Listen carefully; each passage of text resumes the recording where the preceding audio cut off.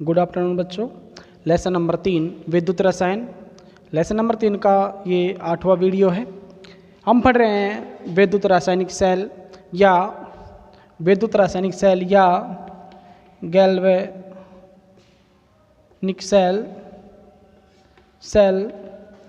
या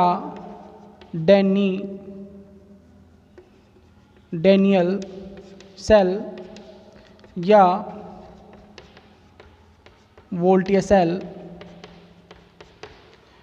कितने नाम हो गए भाई? इसके 4 नाम हो गए। विद्युत रासायनिक cell, galvanic cell, Daniell cell या वोल्टीय सेल। ठीक है भाई। इससे पहले हमने पढ़ा कोलराउस नियम के अनुप्रयोग। हमने क्या पढ़ा भाई? कोलराउस नियम पढ़ा और कोलराउस नियम के अनुप्रयोग पढ़े। कोलराउस नियम के अनुप्रयोग 3 हैं। दुर्बल विद्युत अपघट्य चालकता का निर्धारण, अभिगमनांक या आयनों का अभिगमनांक, नंबर 3 आयन तथा आयनिक स्थिरांक का निर्धारण। ठीक है भाई। अब पढ़ेंगे हम विद्युत रासायनिक सेल। विद्युत रासायनिक सेल वे सेल होते हैं, या भाई लिखो ऐसे सेल जो रासायनिक ऊर्जा को विद्युत ऊर्जा में स्वतः परिवर्तित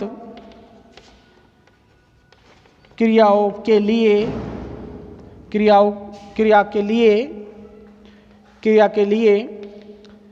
परिवर्तित करते हैं। विद्युत रासायनिक सेल कहलाते हैं। एक हमने पढ़ा था विद्युत अपघटनी सेल। विद्युत अपघटनी सेल में विद्युत अपघट्य का अपघटन हुआ था। किसके द्वारा हुआ था? विद्युत के द्वारा होता। और यह है विद्युत रासायनिक सेल। और विद्युत रासायनिक सेल का मतलब है भाई ऐसी सेल या ऐसी युक्ति जो रासायनिक ऊर्जा को विद्युत ऊर्जा में स्वतः परिवर्तित क्रियाओं के लिए परिवर्तित करते हैं, विद्युत रासायनिक सेल कहलाते हैं। इन सेलों को हम क्या कहेंगे? इन सेलों को डैनियल सेल या गैल्वेनिक सेल भी कहते हैं या वोल्टीय सेल भी कहते हैं, क्योंकि गैल्वेनिक नामक वैज्ञानिक और वोल्टीय नामक वैज्ञानिक ने इन सेलों का निर्माण किया था, इसलिए इसे हम गैल्वेनिक सेल भी कहते हैं। अब देखो गैल्वेनिक सेल या डैनियल सेल की जो बनावट है वो क्या है? अब पहले तो आपको ये बात ध्यान रखनी है कि जो गैल्वेनिक सेल है या डैनियल सेल है वो रेडॉक्स अभिक्रिया के सिद्धांत पर कार्य करता है। या रेडॉक्स अभिक्रिया का मतलब है कि भाई ऐसी अभिक्रिया या ऐसा सिद्धांत जिसमें ऑक्सीकरण और अपचयन अभिक्रिया दोनों साथ साथ होती हैं। ऑक्सीकरण और अपचयन अभिक्रिया दोनों साथ साथ होती है, रेडॉक्स अभिक्रिया कहलाती है। इस देखो गैल्वेनिक सेल की बनावट गैल्वेनिक सेल की जो बनावट है वो क्या है? गैल्वेनिक सेल की बनावट आप कैसे लिखोगे? देखो समझो इसको। क्या है? हमारे पास में ये एक पात्र है और ये दूसरा पात्र है। ठीक है। अब क्या होता है कि एक पात्र में या जिस पात्र में आप जिस धातु का लवण विलयन लोगे उसी धातु का क्या करना है आपको? इसमें इलेक्ट्रोड लगाना है। उस धातु क्या लगाओगे आप? इसमें इलेक्ट्रोड लगाओगे। मान लेते हैं कि हमने यहाँ पर ZnSO4 का विलयन लिया, तो आप इसमें लगाओगे जिंक धातु की छड़। जिंक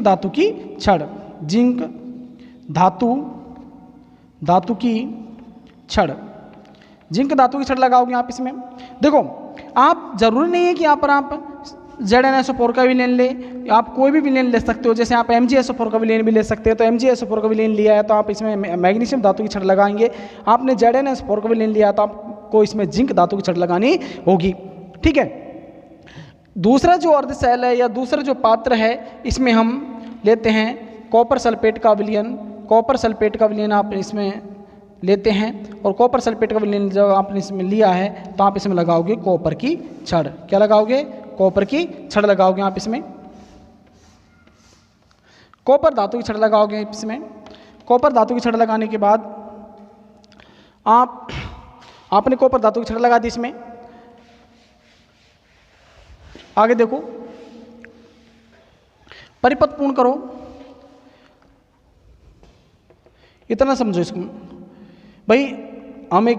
हम दो पात्र लेते हैं, एक पात्र में ZnS4 का विलयन लेते हैं, तो इसी ZnS4 के विलयन में जिंक धातु की छड़ हम इसमें लगा देते हैं। दूसरे पात्र में हम CuSO4 का विलयन लेते हैं, इसमें कॉपर धातु की छड़, इसमें कॉपर धातु की छड़ इसमें आप लगा देते हैं।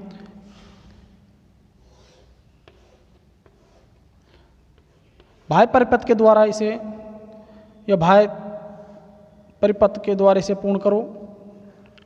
यह आपने कुंजी लगा दी इसमें। ये गैल्वेनोमीटर आपको बताएगा धारा की दिशा। धारा की दिशा हमेशा इलेक्ट्रॉन की विपरीत दिशा में होती है। ये इलेक्ट्रॉन की दिशा है और ये इलेक्ट्रॉन की दिशा है, तो धारा की जो दिशा होगी ये होगी विद्युत धारा की दिशा। ये इलेक्ट्रॉन की दिशा है, ठीक है। परिपथ पूर्ण हो गया। परिपथ पूर्ण होने के बाद आप देखते हैं कि जिस इलेक्ट्रोड पर ऑक्सीकरण होता है उसे हम क्या कहेंगे, एनोड कहेंगे, जिसे हम क्या कहेंगे, एनोड कहेंगे। एनोड यहाँ पर क्या ऋणाग्रह का कार्य करेगा। जिस इलेक्ट्रोड पर अपचयन होता है उसे क्या कहेंगे, हम कैथोड कहेंगे। कैथोड यहाँ पर है धनात्मक, यहाँ धनाग्रह का कार्य करता है। एनोड इस सेल में एनोड ऋणाग्रह का कार्य करता है, क्योंकि यहाँ पर इलेक्ट्रॉनों की अधिकता होती है। एनोड पर या जिंक धातु की छड़ पर इलेक्ट्रॉन की अधिकता होती है। अधिकता होने के कारण ही एनोड यहाँ पर ऋणाग्रह का कार्य करता है। आगे बात समझ में आपको, आगे देखो, ऋणाग्रह का कार्य करता है। अब दोनों इलेक्ट्रोडों पर आप रिएक्शन देखते हैं तो कैसे होती है रिएक्शन। चलो इधर देखते हो, इधर देखो आप, यहां देखो एनोड पर क्रिया। अब जब एनोड पर क्रिया होगी तो एनोड पर क्रिया होगी ऑक्सीकरण क्रिया होगी। तो इसका मतलब क्या है, Zn धातु Zn+2 आयन में बदल जाता है और ये 2 इलेक्ट्रॉन बाहर, यह लिखोगे आप ऑक्सीकरण। यानी जिंक धातु 2 इलेक्ट्रॉन त्याग कर जिंक द्विसंयोजी धनायन बना लेता है। आप लिखोगे कैथोड पर क्रिया पर आप लिखोगे तो Cu2+ और ये 2 इलेक्ट्रॉन यानी जो कॉपर द्विसंयोजी धनायन है 2 इलेक्ट्रॉन ग्रहण कर कॉपर धातु में बदल जाता है और ये होगा यहाँ पर अपचयन। क्या हुआ भाई, अपचयन हुआ। तो ये जो एनोड है जो ऑक्सीकरण का कार्य करता है, एनोड पर ऑक्सीकरण होता है इसलिए इसको कहेंगे हम एनोड। कैथोड पर होता है अपचयन इसलिए हम इसको कहेंगे कैथोड। कैथोड क्यों है, कैथोड पर क्या हुआ, अपचयन हुआ है। ये देखो, ये धनात्मक होता है और ये ऋणात्मक होता है। एनोड आपने बाकी जो सेल हैं उनमें एनोड को आपने धनात्मक देखा है और कैथोड को आपने ऋणात्मक देखा है, लेकिन यही सेल एक ऐसा है जिसमें जो एनोड है वो ऋणाग्रह कार्य करता है और कैथोड यहाँ पर किसका कार्य करता है, धनात्मक का कार्य, धनाग्रह का कार्य करता है। ऑक्सीकरण समझो, ऑक्सीकरण क्या है, ऑक्सीकरण वह प्रक्रिया या वह अभिक्रिया जिसमें परमाणु आयन या धन आयन इलेक्ट्रॉन त्यागता है, तो क्या होता है, वो ऑक्सीकरण होता है। ठीक है। कैथोड अपचयन वह होता है जिसमें परमाणु आयन या अणु इलेक्ट्रॉन ग्रहण करता है और अपने ऑक्सीकरण अंक में कमी कर लेता है, ये होता है अपचयन। आगे बात में, अब दोनों की जो संपूर्ण सेल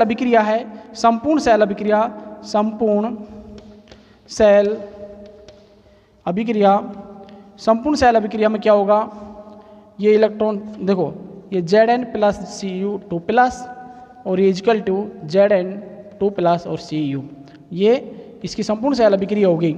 ये संपूर्ण सेल अभिक्रिया हो गई। देखो अब इसकी बनावट आप एक बार फिर समझ लो। ये जो गैल्वेनिक सेल है, गैल्वेनिक सेल रेडॉक्स अभिक्रिया के सिद्धांत पर कार्य करता है। जिस पात्र में जैसा आपने धातु का विलयन लिया है उसी धातु की आप इसमें छड़ लगाते हैं। हमने लिया है ZnSO4 का विलयन, तो आप इसमें जिंक धातु की छड़ लगाएंगे। ठीक है, दूसरे पात्र में आप कॉपर सल्फेट का विलयन लेते हैं, तो आप इसमें कॉपर धातु की छड़ लगा देते हैं। ठीक है, परिपथ को पूर्ण करने पर हम देखते हैं कि Zn धातु की छड़ का ऑक्सीकरण होता है, Zn धातु की छड़ का ऑक्सीकरण होता है। ऑक्सीकरण होने पर हम देखते हैं कि जिंक धातु की जो छड़ है उसका क्षरण होने लग जाता है, और कॉपर धातु की छड़ का आकार यानी कॉपर धातु इसमें जमा होने लग जाती है, जिससे ये मोटी होने लग जाती है और ये पतली होने लग जाती है। ठीक है, दोनों अर्धशैलों को पूर्ण करने के लिए इसमें एक लवण सेतु लगा देते हैं। लवण सेतु का जो कार्य है वो है आयनों का KCl प्लस NH4Cl। KCl और NH4 का विलयन इसमें भरा रहता है। यह है लवण सेतु। लवण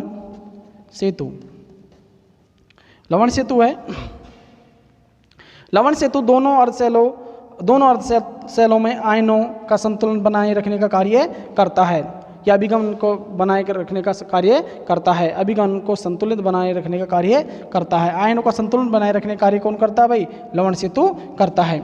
आगे बात समझ में आपको? ठीक है, अब बात आती है कि जो गैल्वेनिक सेल या डैनियल सेल है, इससे आपको किस प्रकार के क्वेश्चन पूछे जाते हैं, आप इस बात को ध्यान दो। भाई जो डैनियल सेल है वो उससे जो क्वेश्चन आने की संभावना रहती है वो रहती है भाई डैनियल सेल का नामांकित चित्र 1 नंबर का आता है। डैनियल सेल का जो नामांकित चित्र कितने नंबर का आता है? 1 नंबर का आता है। डैनियल सेल की संपूर्ण सेल रिएक्शन कितने नंबर की आती है? 1 नंबर की आती है। ये अलग अलग पूछता है। ठीक है, और लवण सेतु का कार्य क्या है वो भी 1 नंबर का ये पूछ सकता है। तो डैनियल सेल से क्वेश्चन बने 3। कौन कौन से क्वेश्चन बने? डैनियल सेल की संपूर्ण सेल अभिक्रिया, डैनियल सेल की संपूर्ण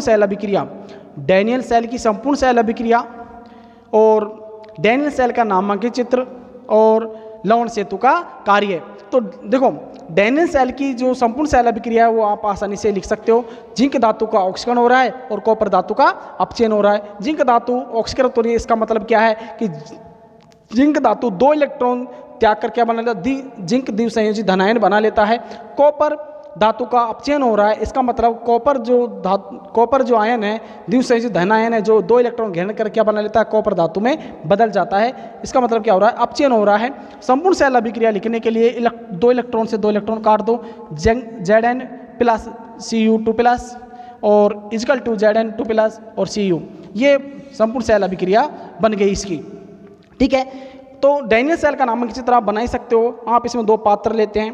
पात्र लेने पर जिस पात्र में आप जिस प्रकार का धातु विलयन भरा है उसी प्रकार की धातु का आप इसमें इलेक्ट्रोड लगाते हैं। ठीक है, इलेक्ट्रोड लगाते हैं। इसी प्रकार दूसरे पात्र में जिस धातु का आपने लवण विलयन लिया उसी प्रकार का उसमें क्या लगाते हैं? आप क्या लगाते हैं भाई? इलेक्ट्रोड लगाते हैं। इसका मतलब क्या है? आप क्या कहोगे कि एक पात्र में हम ZnSO4 का विलयन लेते हैं तो उसमें जिंक धातु की छड़ लगा देते हैं। दूसरे पात्र में हमने CuSO4 का विलयन लिया है तो उसमें कॉपर धातु की छड़ उसमें हम लगा देते हैं। ठीक है, परिपथ को पूर्ण करने पर गैल्वेनोमीटर इसमें लगा देते हैं। गैल्वेनोमीटर का कार्य क्या है? धारा की दिशा ये बताता है। धारा की दिशा कौन बताता भाई? गैल्वेनोमीटर बताता है।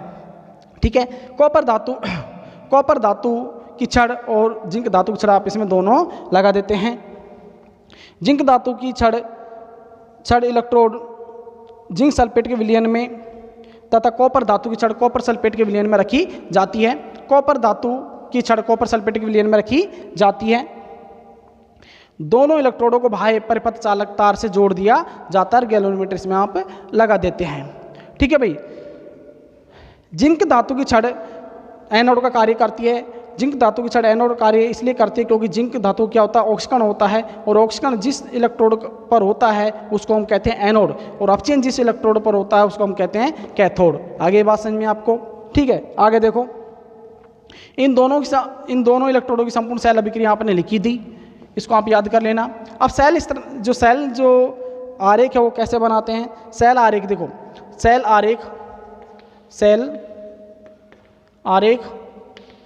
सेल आरेख बनाने के लिए आपको देखो Zn ये इलेक्ट्रोड Zn2+, ये लवण सेतु के बाद में Cu2+ और Cu, ये बना सेल आरेख।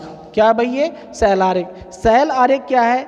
डैनियल सेल या किसी भी सेल पर होने वाली अभिक्रिया को संक्षिप्त रूप में लिखा जाता है या जिस चिन्ह परिपाटी का प्रयोग किया जाता है उसको हम क्या कहते हैं? सेल आरेख कहते हैं। एक बार फिर सुन लो, डैनियल सेल हो या कोई भी सेल हो जिसकी सेल अभिक्रिया को लिखने के लिए, संक्षिप्त रूप में लिखने के लिए जिस चिन्ह परिपाटी का प्रयोग किया जाता है उसको हम क्या कहते हैं? सेल आरेख कहते हैं। या जिस चिन्ह परिपाटी के द्वारा लिखा जाता है उसको क्या कहते हैं? हम सेल आरेख कहते हैं। संक्षिप्त रूप में लिखना ही क्या कहलाता है? सेल आरेख कहलाता है। एक बार फिर से ध्यान दो, संपूर्ण सेल अभिक्रिया को संक्षिप्त रूप में लिखने के लिए सेल आरेख का प्रयोग किया जाता है या जिस चिन्ह परिपाटी के द्वारा लिखा जाता है उसे क्या कहते हैं? सेल आरेख कहते हैं। अब ध्यान दो, अब क्वेश्चन क्या उठता है? क्वेश्चन ये उठता है कि जो एनोड है भाई, जो एनोड है वो ऋणाग्रह का कार्य क्यों करता है? डैनियल सेल में ही या गैल्वेनिक सेल में ही एनोड वो ऋणाग्रह का कार्य क्यों करता है? आपको यहाँ पर दिख रहा होगा, ये देखो, जिंक धातु ऑक्सीकृत होकर क्या दे रही है? इलेक्ट्रॉन दे रही है। जिंक धातु ऑक्सीकरण होकर क्या दे रही है? इलेक्ट्रॉन दे रही है। और इस धातु छड़ पर इलेक्ट्रॉन की अधिकता होने के कारण, इलेक्ट्रॉनों की अधिकता होने के कारण ये ऋणाग्रह का कार्य करती है। आगे बात समझ में आपको भाई? ये संपूर्ण सेल अभिक्रिया है, ये तो संपूर्ण सेल अभिक्रिया है और ये संपूर्ण सेल डैनियल सेल की संपूर्ण बनावट है। आपको समझ आ गई होगी। अगर समझ नहीं आया हो तो आप कमेंट बॉक्स में या व्हाट्सएप पर आप मैसेज करके भेज देना, आपको मैं दोबारा से समझा दूंगा। ठीक है भाई, ये डैनियल सेल कंप्लीट होता है। अब डैनियल सेल का जो प्रदर्शन है वो कैसे होता है? डैनियल सेल को प्रदर्शन के लिए आप दो पात्र लेते हैं। डैनियल सेल के प्रदर्शन के लिए दो पात्र लेते हैं। ये बात ध्यान रखना कि एनोड होता है वो हमेशा बाएं तरफ होता है। किसमें? डैनियल सेल में। डैनियल सेल में एनोड बाएं तरफ होता है और डैनियल सेल में कैथोड हमेशा दाएं तरफ होता है। आगे बात समझ में? डैनियल सेल में एनोड हमेशा ऋणाग्रह का कार्य करता है और कैथोड हमेशा धनाग्रह का कार्य करता है। एनोड धनाग्रह का कार्य करता है क्योंकि इसमें या इस इलेक्ट्रोड पर इलेक्ट्रॉनों की अधिकता होती है। ठीक है भाई, अब समझने की जो बात है वो देखो क्या है, ये आपको समझ आया नहीं आया? डैनियल सेल एक बार चलो मैं आपको बता ही दूं। डैनियल सेल एक बार से फिर से मैं रिपीट कर देता हूं आपको। भाई डैनियल सेल एक विद्युत रासायनिक सेल है। डैनियल सेल एक विद्युत रासायनिक सेल है। डैनियल सेल क्या है? एक विद्युत रासायनिक सेल है। क्या है भाई? डैनियल सेल एक विद्युत रासायनिक सेल है। विद्युत रासायनिक सेल का मतलब है कि भाई ऐसा सेल जो रासायनिक ऊर्जा को विद्युत ऊर्जा में बदल देता है या स्वतः परिवर्तित क्रियाओं के लिए परिवर्तित कर देता है, विद्युत रासायनिक सेल कहलाता है। क्या कहलाता है भाई? विद्युत रासायनिक सेल कहलाता है। और विद्युत रासायनिक सेल का एक अच्छा उदाहरण है गैल्वेनिक सेल। क्या है भाई? विद्युत रासायनिक सेल का सबसे अच्छा उदाहरण क्या है? गैल्वेनिक सेल है। क्या है भाई? गैल्वेनिक सेल है। गैल्वेनिक सेल का हो, डैनियल सेल का हो या वोल्टेज सेल का हो या विद्युत रासायनिक सेल का हो, बात एक ही है। गैल्वेनिक सेल को गैल्वेनी नामक वैज्ञानिक ने बनाया। गैल्वेनिक सेल को किसने बनाया? गैल्वेनी नामक वैज्ञानिक ने बनाया था भाई। और इसे वोल्टेज सेल भी इसलिए कहते हैं कि उसको वोल्ट नामक वैज्ञानिक ने इसको बनाया था। क्लियर? समझ आया आपको? डैनियल सेल या गैल्वेनिक सेल में हम दो पात्र लेते हैं हम इसमें। जिस पात्र में जिस प्रकार का विलयन लोगे, विद्युत अपघट्य लोगे, उसी प्रकार उसमें धातु इलेक्ट्रॉन लगानी पड़ेगी आपको। मान लेते हैं हम यहाँ पर Zn SO4 का विलयन लेते हैं। क्या लेते हैं? Zn SO4 का विलयन लेते हैं। Zn SO4 का विलयन लिया तो आपको इसमें जिंक धातु की छड़ लगानी पड़ेगी। किसी छड़ लगानी पड़ेगी? जिंक धातु की छड़ लगानी पड़ेगी। दूसरे पात्र में आपने SO4 का विलयन लिया। क्या लिया भाई? CuSO4 का विलयन लिया। CuSO4 का विलयन लिया तो इसका मतलब आपको क्या लगाना पड़ेगा? इसमें कॉपर धातु का इलेक्ट्रॉन लगाना पड़ेगा। कॉपर धातु का इलेक्ट्रॉन लगाने के बाद में दोनों इलेक्ट्रोडों को आप बाह्य परिपथ से जोड़ दो। इसमें आप गैल्वेनोमीटर लगा देते हैं। गैल्वेनोमीटर आपको धारा की दिशा बताता है। क्या बताता है? धारा की दिशा हमेशा इलेक्ट्रॉन की दिशा के विपरीत होती है। इलेक्ट्रॉन की दिशा ये है तो धारा की दिशा क्या होगी? ये होगी। ये धारा की दिशा होगी भाई ये, और इलेक्ट्रॉन की दिशा ये होगी। क्लियर? बात समझ में आ गया आपको? जिंक धातु की छड़ को Zn SO4 के विलयन में और कॉपर धातु की छड़ को कॉपर या CuSO4 के विलयन में, कॉपर सल्फेट के विलयन में रख दिया जाता है। क्लियर? रख दिया जाता है। दोनों अर्ध सेलों को लवण सेतु के द्वारा जोड़ दिया जाता है। लवण सेतु में KCl और NaH4Cl का एगर एगर सॉल्यूशन इसमें भर दिया जाता है। लवण सेतु दोनों अर्ध सेलों में आयनों के अभिगमन का कार्य करता है या आयनों के संतुलन का कार्य करता है। दोनों अर्ध सेलों में आयनों का संतुलन कौन करता है? लवण सेतु करता है। क्लियर भाई? ये लवण सेतु है। लवण सेतु परिपथ पूर्ण होने पर एक इलेक्ट्रोड पर ऑक्सीकरण तथा दूसरे इलेक्ट्रोड पर क्या होता है? अपचयन होता है। एक इलेक्ट्रोड पर ऑक्सीकरण और दूसरे इलेक्ट्रोड पर अपचयन होता है। जिस इलेक्ट्रोड पर ऑक्सीकरण होता है उसे एनोड कहेंगे, जिस इलेक्ट्रोड पर ऑक्सीकरण होता है उसे एनोड कहेंगे, और जिस इलेक्ट्रोड पर क्या होता है भाई? अपचयन होता है उसे क्या कहेंगे? कैथोड कहेंगे। क्या कहेंगे? कैथोड कहेंगे। दोनों अर्ध सेलों की सेल अभिक्रिया निम्न प्रकार है। तो देखो, एनोड पर अभिक्रिया जिंक धातु की छड़ इलेक्ट्रॉन त्याग कर जिंक धनायन बना लेती है या धनायन बना देती है, इसको कहेंगे ऑक्सीकरण। क्या कहेंगे भाई? ऑक्सीकरण कहेंगे। कैथोड पर रिएक्शन Cu2+ यानी इलेक्ट्रॉन ग्रहण करके कॉपर धातु में बदल जाती है, यानी Cu2+ किसमें बदल जाते हैं? कॉपर धातु में बदल जाते हैं। ये होगा अपचयन। क्या हुआ भाई? अपचयन। कॉपर धातु में अपचयित हो जाती है। दोनों अर्ध सेलों को जोड़ने पर संपूर्ण सेल अभिक्रिया बनती है। तो संपूर्ण सेल अभिक्रिया कैसे बनती है? Zn+Cu2+ Zn2+ और Cu। ये संपूर्ण सेल अभिक्रिया बन गई। इधर ध्यान दो। अब समझने की बात यह है, क्वेश्चन उठता है कि एनोड जो है वो ऋणाग्रह का कार्य क्यों करता है? एनोड जो ऋणाग्रह का कार्य करता है, क्यों करता है? एनोड ऋणाग्रह का कार्य इसलिए करता है क्योंकि जिंक धातु पर इलेक्ट्रॉनों की अधिकता होने के कारण ये ऋणाग्रह का कार्य करता है। अधिकता होती है इस पर इलेक्ट्रॉनों की, इसलिए ऋणाग्रह कार्य करता है। देखो, एनोड पर इलेक्ट्रॉन त्यागे जा रहे हैं, इसका मतलब इलेक्ट्रॉन बहुत सारे हैं एनोड पर, इसलिए क्या होता है? ये ऋणाग्रह का कार्य करता है, ये धनाग्रह का कार्य करता है। कैथोड धनाग्रह का कार्य करता है। कैथोड पर हमेशा क्या होता है? कैथोड पर हमेशा अपचयन होता है और एनोड पर हमेशा क्या होता है? ऑक्सीकरण होता है। आगे बात में अब क्वेश्चन उठता है कि जो डैनियल सेल है या गैल्वेनी सेल, इसको एग्जाम में पूछा कैसे जाता है? डैनियल सेल के 3 क्वेश्चन बनते हैं। डैनियल सेल के 3 क्वेश्चन हैं, और 3 क्वेश्चन कौन कौन से हैं? डैनियल सेल का नामांकित चित्र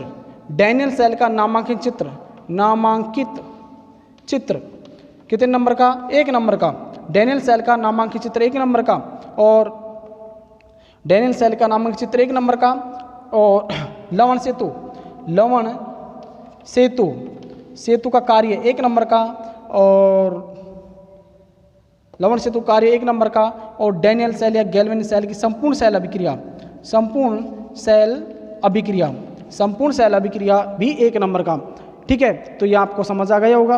अब सेल आरेख कैसे लिखते हैं? तो सेल आरेख लिखते हैं भाई, एनोड पर होने वाली अभिक्रिया और कैथोड पर होने वाली अभिक्रिया को जिस चिन्ह परिपाटी के द्वारा लिखा जाता है उसे कहते हैं सेल आरेख। तो सेल आरेख लिखने के लिए क्या करोगे आप? सेल आरेख को लिखोगे आप Zn, ये इलेक्ट्रोड, तो Zn+2, यानी जिंक का क्या होता है भाई? ऑक्सीकरण होता है। और ये लवण सेतु कॉपर धनायन किस में अपचयित हो जाता है? कॉपर धातु में अपचयित हो जाता है। ये इसका सेल आरेख है। आगे इस बात में आपको, तो ये डैनियल सेल आपको समझ आ गया होगा, गैल्वेनी सेल समझ आ गया होगा आपको। आगे देखते हैं। आगे देखो भाई, आगे देखो, तो क्वेश्चन नोट करो आप। क्वेश्चन आपके 3 क्वेश्चन मैं लिखा रहा हूं आपको। क्वेश्चन नोट करो। Question number 1,